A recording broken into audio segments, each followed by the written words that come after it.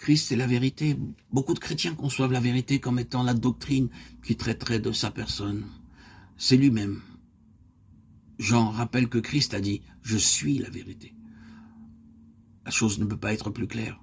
Et Jean cite cette haute déclaration faite par notre Seigneur concernant la vérité. « Vous connaîtrez la vérité vous affranchira ». Jean 8, 32. Arrêtons-nous un instant concernant Christ. Hélas, nous sommes familiarisés avec l'enseignement qui concerne Jésus, mais nous ne sommes pas suffisamment familiarisés avec Christ lui-même. Aucune vérité en tant que telle n'a le pouvoir de libérer les hommes. Mais celui qui est la vérité libère tous ceux qui ont une réelle relation avec lui. Il est possible d'entendre pendant des années les vérités chrétiennes et même de les enseigner, et cependant être encore bien à l'étroit et limité à cause de toutes ces choses qui ne sont pas Christ. Le problème est que nous avons été préoccupés avec des vérités et non pas avec la vérité. La vérité affranchit toujours. Nous pouvons exposer la doctrine de notre crucifixion avec Christ, alors que la réalité de notre crucifixion avec lui n'est pas une évidence dans notre conduite quotidienne. Nous pouvons avec éloquence parler de notre résurrection avec lui, et cependant ne rien expérimenter de sa résurrection. Nous sommes en fait des vérités, mais hélas, nous ne connaissons pas Christ comme l'essence même de la vérité. Faisons le test de notre expérience avec sa parole. Vous connaîtrez la vérité et la vérité vous affranchira. Christ est la vie et nous avons besoin de bien faire la différence entre la vie et l'action. La vie est tenue de s'exprimer par des actes, mais les actes ne peuvent se substituer à la vie. Beaucoup de chrétiens font de leur mieux et s'efforcent d'être comme Christ, mais la vie de Christ est toujours spontanée. Même la vie naturelle obéit à cette loi. Comment nos yeux voient-ils? Comment nos oreilles entendent-elles? Nous ne faisons pas toujours des efforts conscients pour tâcher de voir ou d'entendre.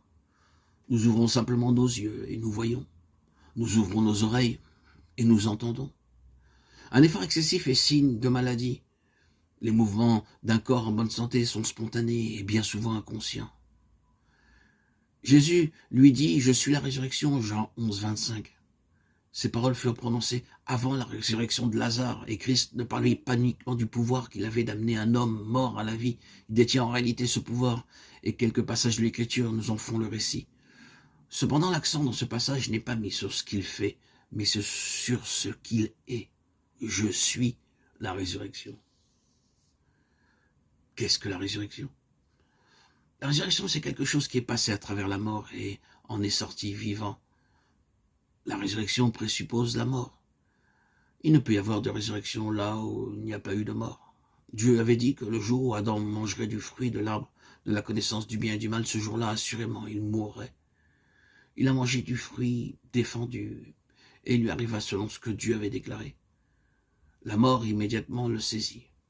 Adam n'avait pas la capacité en lui-même de pouvoir vaincre la mort. Et il en est de même pour tous ceux de la race d'Adam. Nul ne peut survivre à l'épreuve de la mort. Mais voyons la déclaration de Christ. Quand je le vis, je tombais à ses pieds comme mort. Il posa sur moi sa main droite en disant « Ne crains point, je suis le premier et le dernier, et le vivant. J'étais mort et voici, je suis vivant au siècle des siècles. Je tiens les clés de la mort et du séjour des morts. » Apocalypse 1, 17, 18. Celui-ci, le vivant, le dernier Adam, est allé dans la mort. Mais la mort, on n'a pas pu le retenir. Il est la résurrection. Il a vaincu la mort et dans la résurrection, il porte glorieusement les marques de son combat avec l'ennemi. Les stigmates de la croix sont toujours là.